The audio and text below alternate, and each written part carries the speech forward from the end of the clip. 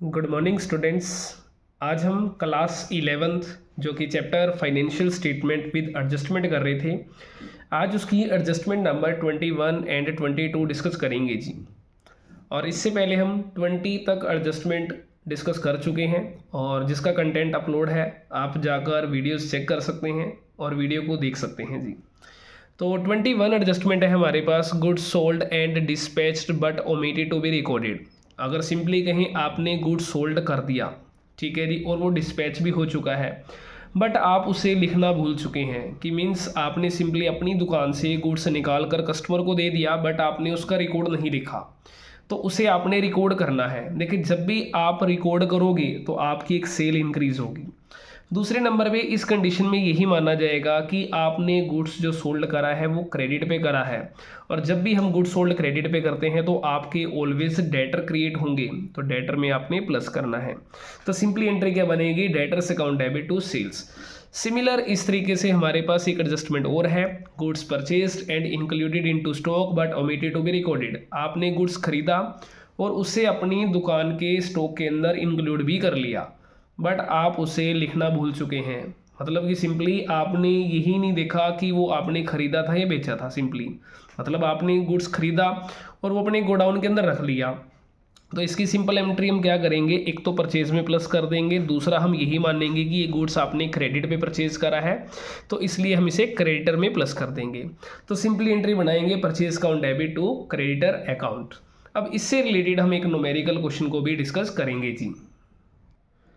तो क्वेश्चन शुरू करने से पहले आपसे एक रिक्वेस्ट है, अगर आप मेरे चैनल पे न्यू हैं तो चैनल को लाइक एंड सब्सक्राइब जरूर कीजिए ताकि आपको आने वाली वीडियो का न्यू नोटिफिकेशन मिलता रहे। क्वेश्चन नंबर 19 है हमारे पास। आपको ट्रायल बैलेंस गिवन है, इसके debit and credit balance given है और इसके साथ ही आपको कुछ एडजस्टमेंट भी गिवन है। तो फर्स्ट पॉइंट है, आप एडजस्टमेंट को मार्क कीजिए, क्योंकि एडजस्टमेंट है, जैसे हम प्रीवियस क्वेश्चन में देखा था कि हम हमेशा एडजस्टमेंट को मार्क कर लेते हैं ताकि हमें याद रहे कि इसकी आपने एडजस्टमेंट एंट्री भी करनी है। तो जैसे फर्स्ट एडजस्टमेंट है, प्लांट एंड मशीनरी से रिलेटेड है, तो प्लांट एंड मशीनरी पर आपने एक मार्क लगा देना है ताकि आपको याद रहे कि इसकी हमारी एक एडजस्टमेंट रहेगी। तो प्लांट एंड मशीनरी पर करें टिक। देन नेक्स्ट है हमारे पास डेप्रिसिएशन भी प्लांट एंड मशीनरी पर है, तो कोई बात नहीं, ये याद रखा जाएगा। हॉर्स एंड कार्ट्स है हमारे पास, तो हॉर्स एंड कार्ट्स पर भी आपने क्लिक करना है जी। हमारे पास हॉर्स चेक कर लीजिए, तो हॉर्स एंड कार्ट्स ये लीजिए हमारे पास। नेक्स्ट है हमारे पास salary for the month of February and March, तो सैलरी पर भी एक टिक लगा लीजिए। नेक्स्ट है हमारे पास इसमें goods worth ₹15,000 were sold and dispatched, तो अब यहाँ आपने जो मार्क करना है वो सेल और डेटर पर करना है जी। तो सेल हमारे पास ये लीजिए, ठीक है, और डेटर्स हमारे पास डेबिट बैलेंस मिलेगा, डेटर्स का तो चेक कर लेते हैं, डेटर्स भी ये रहा जी। और देन आपने इसका एक प्रोविज़न भी बनाना है, तो ऐसे करें, डेटर पर एक और मार्क कर लीजिए, प्लांट एंड मशीनरी पर भी एक और कर लीजिए ताकि हमारी इसकी डबल एडजस्टमेंट है, हमें याद रहे। तो अब हमने ट्रायल बैलेंस को देखना है और 1 बाय 1 आइटम्स को हमने पुट करते चलना है। तो ज़रूरी नहीं है कि भाई मुझे पहले ट्रेडिंग अकाउंट बनाना है देन प्रॉफिट एंड लॉस बनाना है। आपको बता दिया गया था कि जैसे जैसे आपके पास कोई भी आइटम आ रही है उसको आप डायरेक्टली पुट करते चलें। जैसे कि मेरे पास ड्राइंग आया है, तो कैपिटल ये रही, ड्राइंग ये रही, तो हम याद रखते हैं कि लायबिलिटीज़ के अंदर आपने जाना है, जितना भी बैलेंस कैपिटल का गिवन है उसमें से आपने ड्राइंग की अमाउंट को माइनस करना है। तो ड्राइंग हमारे पास कितनी है, 1,20,000 है, तो इसे हम माइनस कर देंगे, तो 14,80,000 रुपीज़ आपके पास अमाउंट आ जाएगी इसकी। नेक्स्ट देखते हैं हमारे पास प्लांट एंड मशीनरी से रिलेटेड एडजस्टमेंट है आपको गिवन। तो एडजस्टमेंट आपको क्या कह रही है, प्लांट एंड मशीनरी के अंदर इंक्लूड है एक न्यू मशीनरी जो आपने परचेज करी थी 1 अक्टूबर 2022 को 2 लाख रुपीज़ की। देखिए, टोटल जो मशीन आपके पास 12 लाख की है, और इसमें से जो 2 लाख की मशीन एक आपकी ऐसी मशीन है जो आपने अक्टूबर को परचेज करी है। तो इसका मतलब जो 10 लाख की मशीन थी वो आपकी 1 अप्रैल को परचेज की गई होगी, मीन्स जब का हमारे पास ट्रायल बैलेंस ही गिवन है। मतलब मुझे क्या सिंपली याद रखना है, 10 लाख पर डेप्रिसिएशन फुल ईयर का लगाना है, जबकि 2 लाख पर जो डेप्रिसिएशन लगेगा अक्टूबर टू मार्च का लगेगा। तो यहाँ हम डेप्रिसिएशन लिख लेते हैं। अब देखिए, डेप्रिसिएशन जो आपका आएगा वो प्रॉफिट एंड लॉस काउंट के अंदर आएगा। आपने 10 लाइन्स का गैप रखना है ट्रेडिंग अकाउंट के लिए। तो to depreciation on plant and machinery, तो हमारे पास देख लीजिए रेट आपको गिवन है डेप्रिसिएशन के लिए 10%, तो 10 लाख का 10% जो होगा वो हमारे पास 1 लाख रुपीज़ होगा। अब बच गया जी आपके पास 2 लाख रुपीज़। 2 लाख का 10% बनता है 20,000, बट आपने अक्टूबर टू मार्च का लगाना है, तो अक्टूबर, नवंबर, दिसंबर, जनवरी, फरवरी, मार्च, तो 6 मंथ का लगाना है। फुल ईयर का डेप्रिसिएशन 20,000 रुपीज़ बनता है। देखिए 2 लाख का है तो 2 लाख का 10% 20,000, बट 6 मंथ का होने के कारण हमने 10,000 रुपीज़ ही लगाना है, तो टोटल बन गया 1,10,000 रुपीज़। तो अब आपने क्या करना है जी, प्लांट एंड मशीनरी की जितनी भी वैल्यू आपको गिवन है, जैसे टोटल 12 लाख था, उसमें से आपने 1,10,000 रुपीज़ डेप्रिसिएशन के नाम का माइनस कर देना है, तो 1,10,000 रुपीज़। तो 12 में से बन जाएगा 11 लाख, 11 लाख में से 10 माइनस और कर दीजिए 1000, तो 10,90,000 रुपीज़ आपकी अमाउंट बनेगी जी। नेक्स्ट है हमारे पास हॉर्सेस एंड कार्ट्स, आपको गिवन है 2,60,000 के, आपकी असेट है, फर्स्ट नंबर इसे सेट्स में लिखें, जो कि आपका हॉर्सेस है 2,60,000 रुपीज़ का। अब आपने इस पर डेप्रिसिएशन लगाना है 20% के अकॉर्डिंगली। देखिए 2,60,000 का आपने 20% करना है, जो कि मेरे पास जो बनेगा, अगर देखें 10% करते हैं 26 बनता है, और अगर आप 20% करते हैं तो 52,000 रुपीज़ बनेगा। तो 52 आप माइनस करें, 2,08,000 आ गया। अब ये 52,000 मेरा सेम अमाउंट से आपने प्रॉफिट एंड लॉस की डेबिट में भी पुट करना है, तो डेप्रिसिएशन ऑन हॉर्सेस, तो हमारा ये आ जाएगा 52,000 रुपीज़। क्लियर है? अगर फिर भी कोई डाउट लग रहा है कमेंट बॉक्स में कमेंट जरूर कर दीजिए, ताकि आपको उसका बता दी जाएगा कि इसकी क्या प्रॉब्लम है, या आपको मतलब क्या इसका सोल्यूशन रहेगा। ठीक है जी। सैलरी, उसके बाद देखिए नेक्स्ट एडजस्टमेंट है मेरे पास डेटर से रिलेटेड।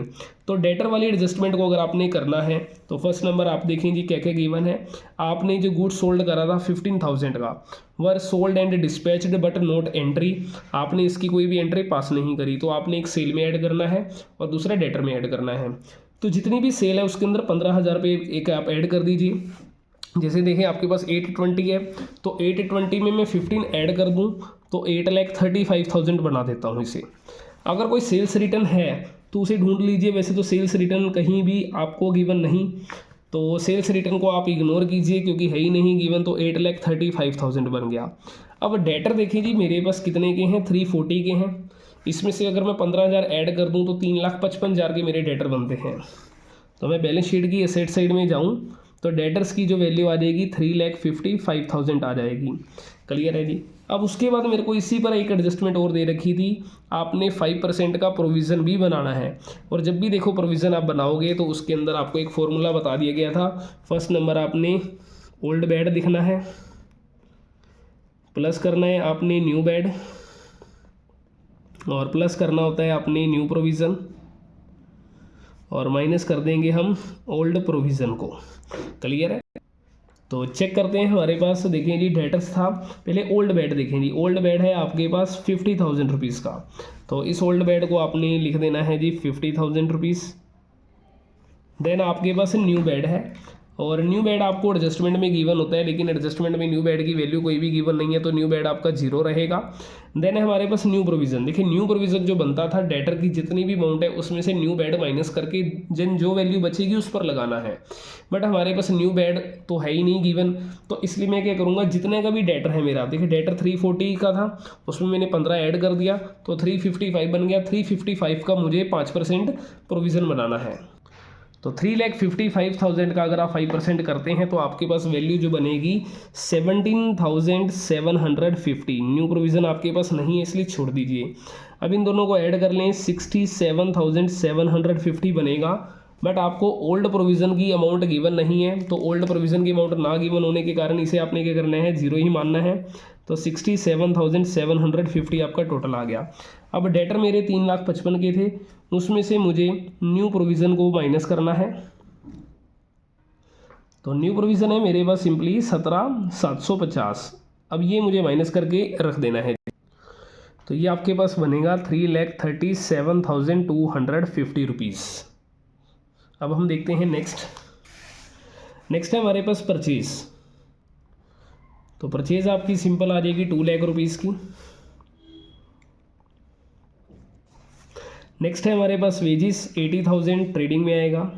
2 वेजिस करें 80,000 रुपीज़ की, और वेजिस पर कोई भी एडजस्टमेंट नहीं होने के कारण डायरेक्ट बाहर लिखें। कैश एट बैंक आपकी सेट है 2,60,000 की, तो बैंक आ जाएगा आपका 2,60,000 रुपीज़ जी।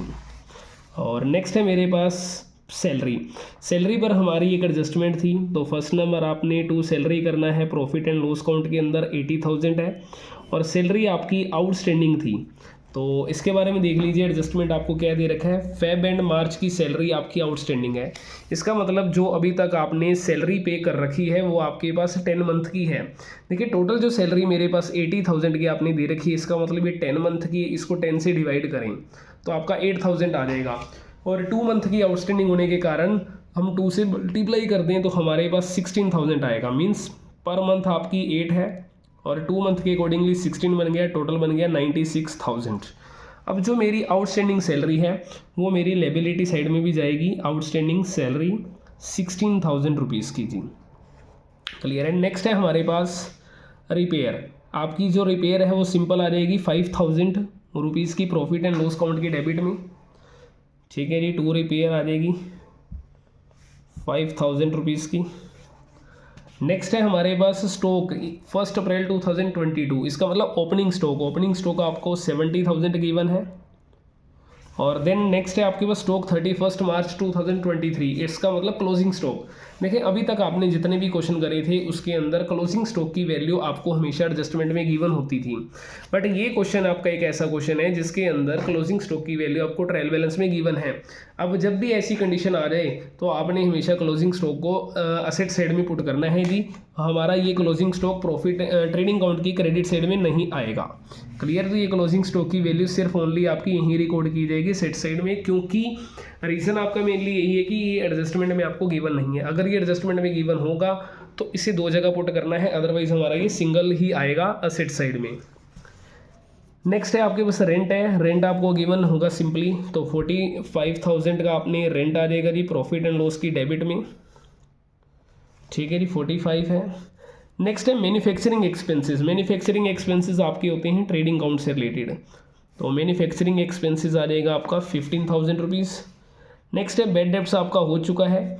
कैरीज आपको दे रखा है तो ट्रेडिंग की डेबिट में आएगा, तो 2 लिखें कैरीज और वैल्यू आ जाएगी जी इसकी आपके पास 15,000।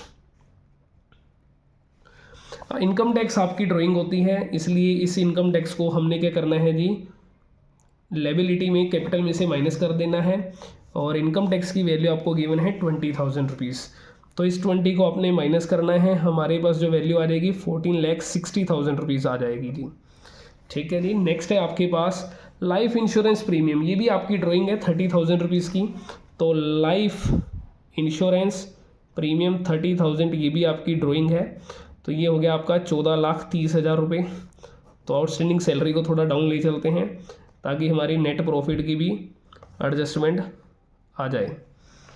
आगे चलते हैं जी। हमारे पास है देखिए लोन टू राम, आपने राम को लोन दे रखा है। देखो जिस भी पार्टनर को अगर आप लोन दोगे वो आपकी सेट है। अगर आप यहाँ लोन लेबिलिटी साइड में गिवन, अगर क्रेडिट साइड में गिवन है तो इसका मतलब आपकी लेबिलिटी है, आपने लोन टेकन कर रखा है।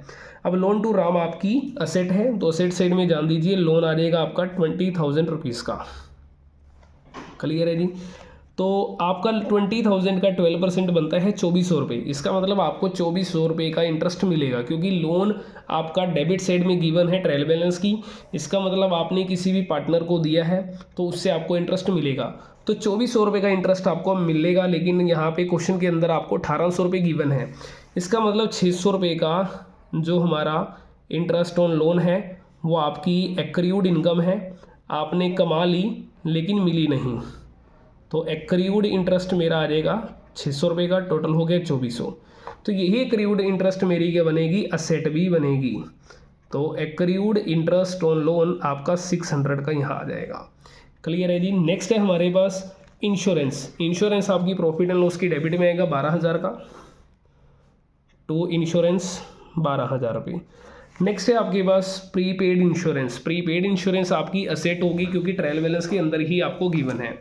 तो आपका प्रीपेड इंश्योरेंस है, आपकी एसेट बन जाएगी 1,000 रुपये की भी। क्लियर है। अब आपका क्रेडिट साइड बचा है, कैपिटल आपका हो चुका है रिकॉर्ड। क्रेडिटर आपकी लेबिलिटी में आ जाएगा 2,60,000 का, तो क्रेडिटर आ जाएगा 2,60,000 का जी। ठीक है। नेक्स्ट है हमारे पास बीपी सेल्स हम रिकॉर्ड कर चुके हैं, बीपी आ जाएगा 2,21,200 का। लायबिलिटी है आपकी 2,21,200 रुपीज़ की। Next interest on Ram loan हो गया। रेंट रिसीव्ड आपकी इनकम है, तो आप कीजिए बाय रेंट 12,000 रुपीज़ का जी। क्लियर है। वैसे हमारी सारी एडजस्टमेंट हो चुकी है रिकॉर्ड, फिर भी एक बार हम निगरानी लगा लीजिए ताकि हमारी कोई एडजस्टमेंट रह तो नहीं गई। हमारा सारा कुछ रिकॉर्ड है। अब सिंपल हम करते हैं इनका टोटलिंग ताकि हमें पता लग जाए कि हमारा क्वेश्चन सही है कि गलत है। तो जैसा कि हमारे पास 8,35,000 है, उसमें से हमने 70,000, 2,80,000, 15 देन 15 ये दोनों माइनस कर दिए तीनों सारी आइटम्स, तो हमारे पास 4,50,000 55,000 का जीपी आ रहा है। तो 4,55,000 रुपये का आपके पास जीपी आ रहा है जी। अब इस जीपी को मुझे ट्रांसफ़र करना है क्रेडिट साइड में 4,55,000 का। अब ऐसे ही इसका क्रेडिट साइड का टोटल करना है और डेबिट का करना है, देन डिफरेंस निकालना है आपने।